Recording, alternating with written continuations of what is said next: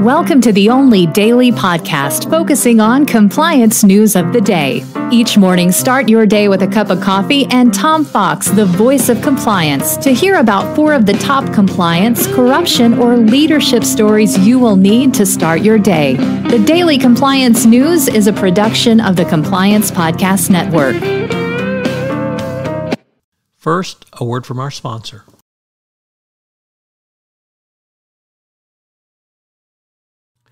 This is Tom Fox again. I'd like to tell you about an exciting new tool, the NordLocker Business. NordLocker Business is an encrypted cloud storage platform for storing, sharing, and managing business data securely. Developed by cybersecurity experts, it ensures business files can be accessed anywhere and anytime, but only by authorized parties. NordLocker Business allows you to create a highly secure work environment where you can safely store sensitive data and share it with members of your organization and your business partners. Using the platform significantly improves your company's cybersecurity, no matter the industry or the size of your business. The product is a tool that can help you prevent data breaches and avoid unwanted data exposure. NordLocker Business is compliant with ISO 27001, it's HIPAA compliant, and GDPR compliant. For more information, go to nordlocker.com/creators and use promo code CPN. I know you will find it a great tool. The Daily Compliance News for July 12, 2023, the US-EU Data Sharing Agreement Edition. And all of our stories today will be on this topic. We begin with the New York Times story, which says reports on the EU and U.S. have completed a long-awaited deal on data sharing. This deal ensures that data from Meta, Google, and scores of other U.S. companies can continue to flow between the U.S. and the EU.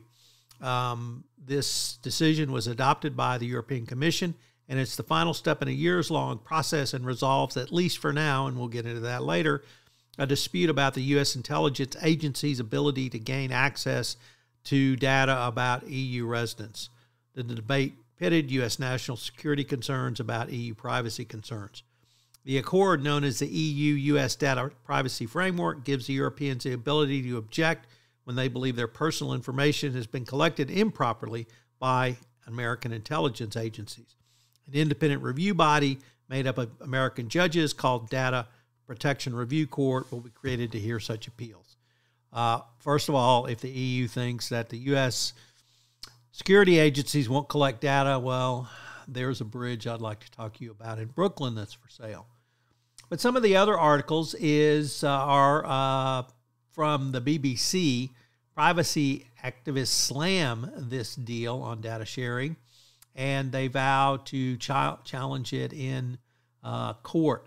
2 previous attempts to create a legal framework have failed for the same reason that this one's going to fail, which is that U.S. intelligence agencies will always have access to the courts.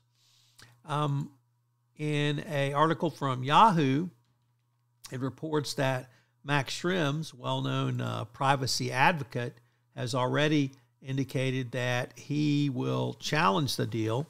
He is quoted in a statement saying, quote, "Just announcing that something is new, robust, or effective does not cut it before the European Court of Justice.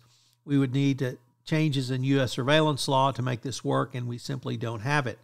Schrems previously challenged Facebook's storage of data, saying it violated European privacy rights, and of course it did. In May of this year, the EU hit Facebook with a 1.3 billion euro fine. And our last story comes to us from Reuters, entitled "EU Seals New Data Transfer Pact, but Challenges Likely." And it really just reiterates how and why the deal will be challenged. I frankly don't see any way around this. The U.S. intelligence agencies will always have access to personal data because it's in the security interest of the United States, and that's antithetical to the European approach.